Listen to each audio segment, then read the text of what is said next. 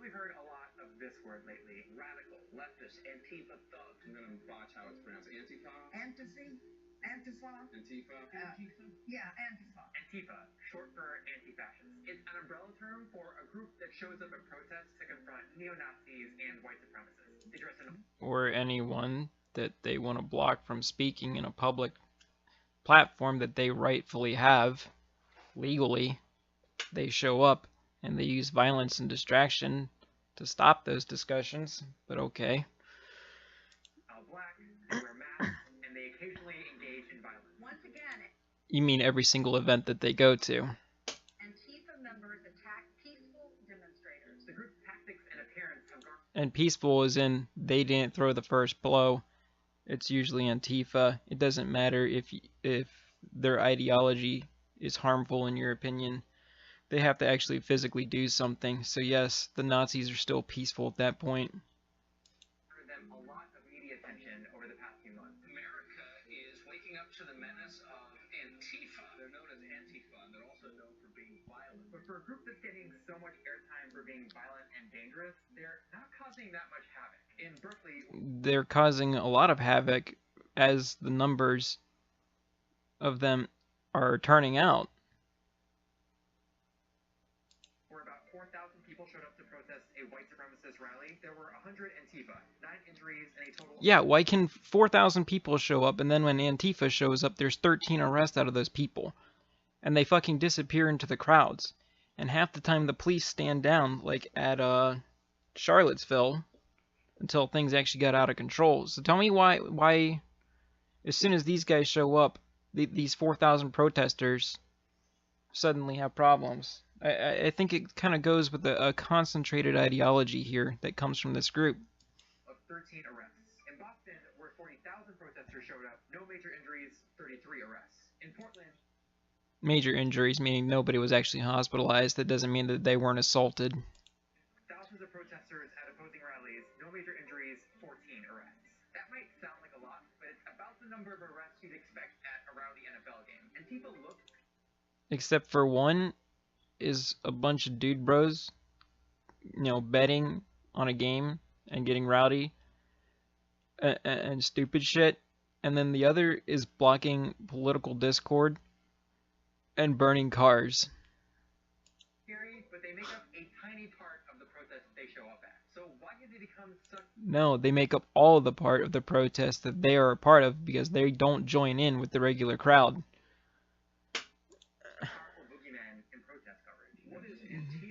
They're doing their own thing with their own tactics. What is Antifa?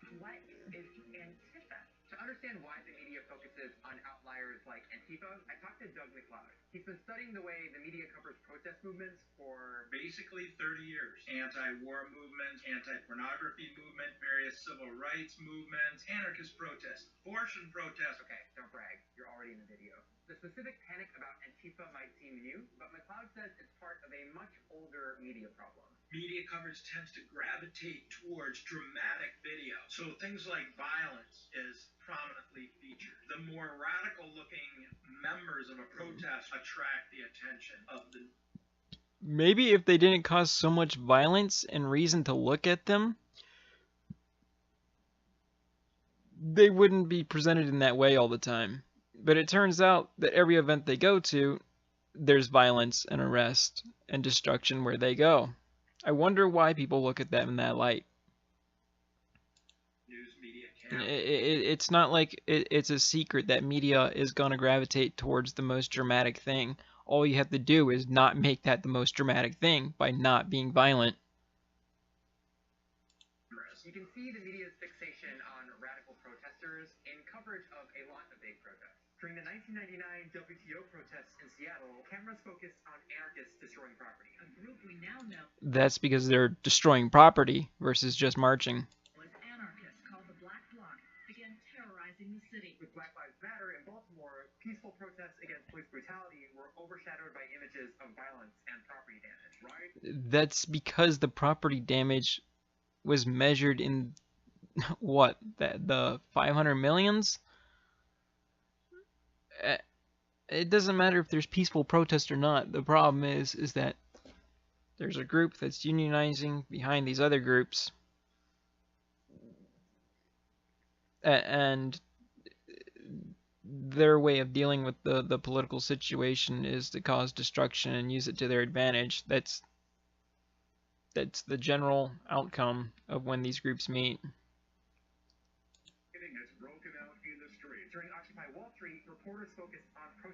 What do we want? Dead cops. When do we want them? Now.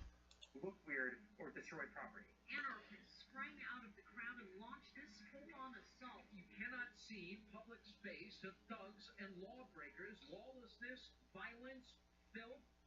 Now it's Antifa. A peaceful counter-protest against racism turned violent. The result is a type of Against racism. Outlier bias, where a small group of violent protesters ends up dominating news coverage. You saw it in Berkeley. By any measurement, 9 injuries in a protest. That's because they stopped the event in Berkeley. It's not because they just happened to be a small fraction that split off and just got the main attention. No, the entire event was ruined. And they tried to stop the entire event as a whole because of their beliefs. Of 4,000 people is an outlier. But headlines fixated on Antifa violence instead of the vast majority of protesters. Berkeley's mayor says it is time to confront. Okay, here's a question. If they're always going to focus on the negative and the most worst, the worst outcome, the violence and the destruction, how come you don't ever see this coming out of right-wing groups? It's because they control themselves better than what these Antifa are doing. And it's not even all protesters. It is strictly Antifa every time. Violent extremism on the left. In other cities, images of clergy and peaceful protesters are overshadowed by images of isolated violence played on a loop. It's because they're not important to what's happening. Just being there and having your presence there doesn't make it important. What matters is how far are the political voices going in either direction. And if the way of presenting your political ideals is to use violence against the other side, you're showing the extremes and how far they're willing to go to present their ideas. That's the part that's important. If violence happens to be the vessel that they do this on, that's going to garner their attention. Nobody cares about, ooh, there was a couple chaplains there. So what? There's probably a lot of them, and they don't get recognized for it. Compel you to air the 3 hours of footage where we marched through the streets with literally no violence. A lot of this And did you notice that none of them were wearing black? is about ratings. Images of violence and property damage create a spectacle, which makes them None of them were hiding. None of them were committing crimes and then running back into the crowd. really hard to look away from. What's more interesting to watch? A bunch of smiling protesters banging on drums, or Antifa fighting Nazis? Yeah, agreed. But for a lot of I like how he just automatically, like, yes, they're definitely Nazis. It's not that they just have a different political opinion or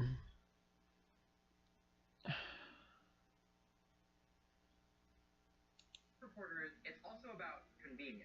Protests are kind of a nightmare to cover. They're leaderless, disorganized, and often focus on big issues that are hard to reduce to quick sound bites. A lot of journalists are really trying to get a story straight and they're trying to get it out there, but they're no, they're not. If they were, they would drop all the fucking labels and actually focus on the issues. operating under a lot of constraints. You gotta find something. You gotta What constraints? The fact that they might actually have the backup claim later? Yeah, that kind of happens when you're reporting something. get back and you gotta tell it quickly. Those time constraints mean a lot of journalists rely on official sources for quick summaries of what happened. Gotta Yeah, that's usually how reporting works. get a quote from the police chief. Which means that a lot of protest coverage gets told from the perspective of law enforcement. Who broke the law? Except for when they're told to stand down. It doesn't come from the people actually filming on their cell phones that turn in their videos that spread across social media. And it's got nothing to do with them, right? Who was arrested? Who are police worried about? The police chief is concerned about today's influx of anarchist protesters. protesters. Oftentimes, the protested group is ignored in favor of this kind of clash between protesters and the police. That outlier bias has a big effect on how viewers at home think of protesters. As audience members, That's because the people that were there originally had the legal right to be there to protest. The other people that protested, the protesters, did not have a legal right to assemble at that time. And so when the police defend the people that are legally supposed to be there, yeah, that's kind of going to make the center news. we make inferences based on that small appropriate sample. They all must be wild. They all must be violent. They all must dress this way. But they all do dress this way. What am I smoking crack here? They all dress in the black. That is part of their tactic of hiding people in their crowds. They don't do it just because it looks cool. They do it to hide their identity, to hide their among their own people, because you can't obviously arrest them all. And believe me, they're still looking for them. They're still trying to arrest people that committed violent crimes. Just because they didn't arrest them there at the time doesn't mean that they didn't commit the crimes. It's pretty hard to just sit there and pour through a crowd where everybody looks the same. And if you're gonna dress that way and walk amongst these people, you're complicit in helping them be criminals. And it really creates this sort of false sample of who those protesters really are. What false sample? Creates an unwinnable situation for protest movements. In the age of This is because they're indefendable. God. Fox News, images of violence and property damage get played on a loop to demonize protesters as dangerous and illegitimate. That's because they're dangerous and they're illegitimate. They don't have the legal right to be there. Throwing bombs and shit at the police and buildings and Nazis is fucking dangerous. Especially when you're trying to decide whose political view should be held up higher than another's. That's mob mentality. They are a mob. Swing thugs have been smashing windows, burning buildings, beating people up. Yes, they have. Really by the left of police hatred, and there is a war on cops. But this happens even without Fox News' help. Media War on cops. What do we want? Dead cops. When do we want them? Now. fixation on the most extreme members of a protest can make the public turn on protesters as a whole. Well, then out them. Give us the most extreme members. We'll fucking deal with them, and you can have your protest. But you don't do that. You hide them. This is maybe anarchism. So that can turn off viewers where people become angry and hostile and kind of averse to protest. Well, they're not valid. I might even support. Except for all the 4,000 people you mentioned earlier that didn't have a problem or weren't arrested or weren't violent. Nobody has a problem with the counter-protesters. They have a problem with Antifa. Issue positions, but I can't abide by the nature of that violence. That kind of coverage can also build public support for aggressive police crackdowns, like the ones we saw in Ferguson and Baltimore. What is stopping? What do you mean aggressive? They're trying to quell the violence. What do you think these two consequences are completely separated from each other? Like, oh, it gives legitimacy for the police to do what they do. Like, no, they're justified to do what they do before the news is reported on the situation. They're doing their job. If they get out of control, it doesn't matter what group they represent or don't represent. The individuals are responsible for themselves and they're acting out of control, and it needs to be stopped. And if people correlate that with the group that is currently there, can't help you there. Don't be there. From enforcing the law and cleaning up this health hazard called occupying Wall Street. If they're going to assault cops and try to kill them, the cops will use deadly physical force and do what they have to do to bring peace back to that community. We have police who are not doing their job. They're allowing Antifa to enter this park. Yeah, they were told to stand down. They were literally told not to intervene because they knew that this was going to happen. And they supported Antifa in shutting down this event. Opposition who will start calling for the police to take some action. It's time to start restoring order to our communities and stop this lawlessness. And that can kind of embolden the police officers. It's lawlessness. Burning buildings and macing people and throwing bricks and bombs at police is lawlessness. So we're initially passive into being more active combatants in the conflict. But the most They should be. thing about this kind of coverage is that it shifts focus away from what protesters are actually organizing about. It forces us into... You mean where they say on their site that violence is a viable tactic to stop everybody that they think is starting a fascist regime? an endless debate about tactics over substance. What does that get you? Smashing the windows of a Starbucks and a Nike store? What's the point? Aren't you becoming a public nuisance? There's no excuse for that kind of violence, right? Are you at all concerned, though, with the rise in violence? That violence begets violence begets violence? And it tends to shut us down to ideas. Violence, not good. It's scary. It's threatening. We stop listening to the protesters. So That's because that is the only form of communication they have had. We already know that they think everybody's anti-fascist. They don't want to discuss. They don't want to listen. They don't want to be listened to. They want to cause their damage. If they wanted to listen, they would have let the Berkeley talks happen. And they didn't want the talks to happen. They're not concerned about talking. They're not concerned about who's listening. They're concerned about people taking on a political opinion that isn't their own.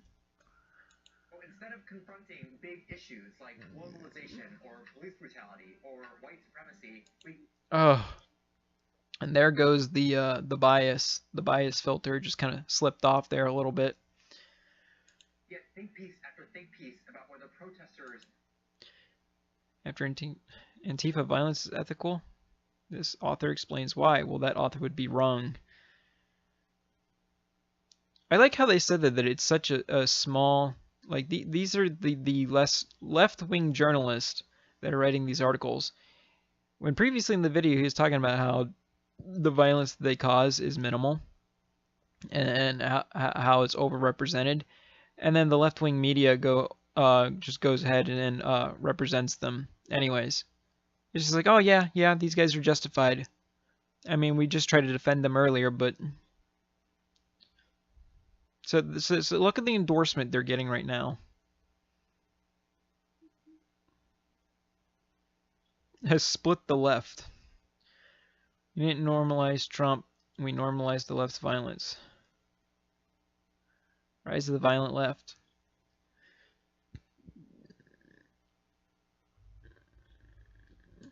are going too far.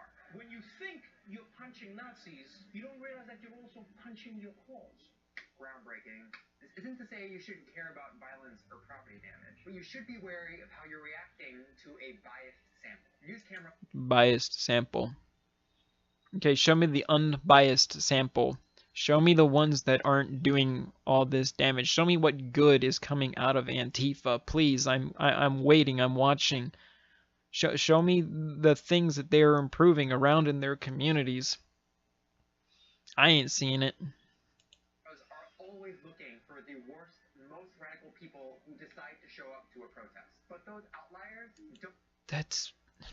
I don't know how you think you can just separate a few people. There's fewer people not covering for these people than are. I mean, they're all covering for the violence. What do you want? They all wear the same clothes. They chant the same mantras. They go out in the same places, and they know that they're going to cause problems. They want to cause problems, and it happens everywhere they go. Why? Because that is their focus. Their focus is disruption, because they've lost the political argument. They've lost the platform of talking.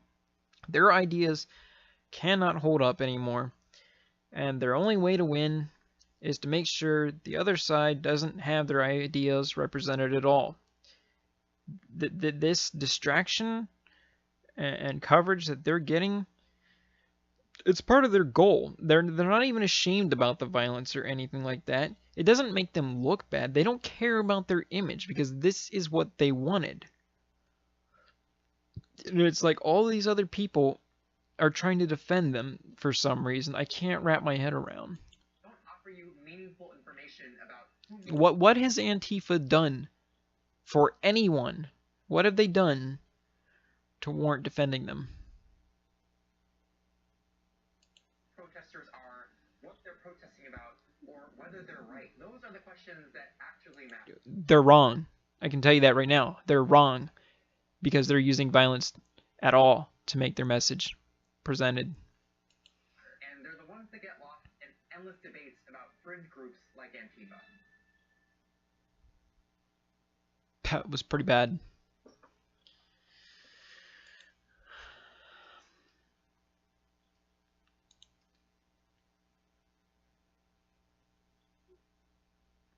Antifa is a boogeyman. No, it's not. There is no real Antifa threat except for the political motivation that they have to censor other people.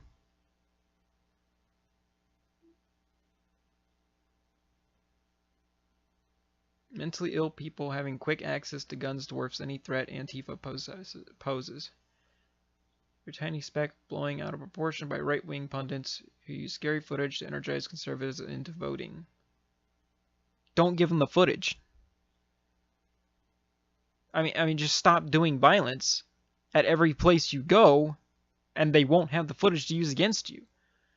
Also, you're comparing individuals as mentally ill. No. Individual people that have their own lives and their own experiences, their own disabilities, and they go out and cause damage.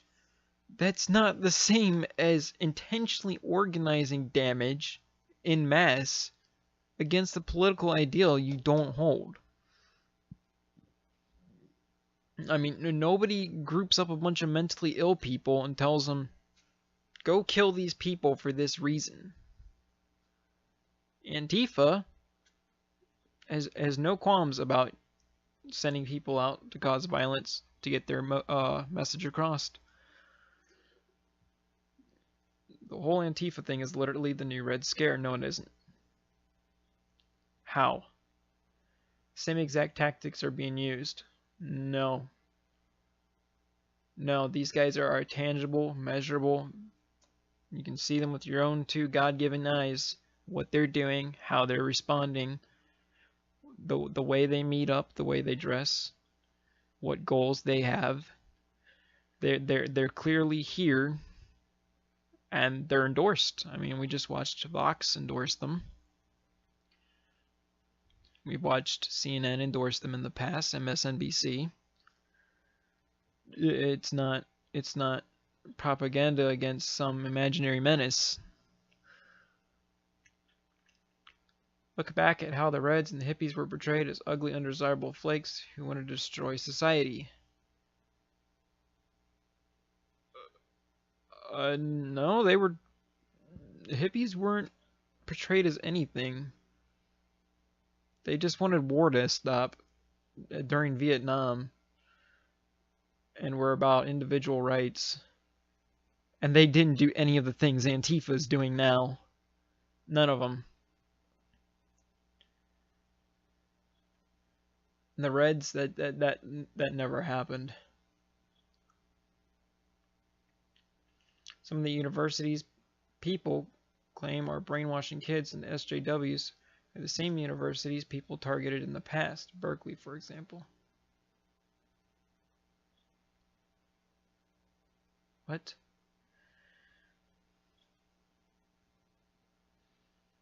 We need to rid the education system of the SJW slashed out red propaganda. If we don't, the country is about to collapse. The snowflakes are about to take this ship down. Where has the culture gone?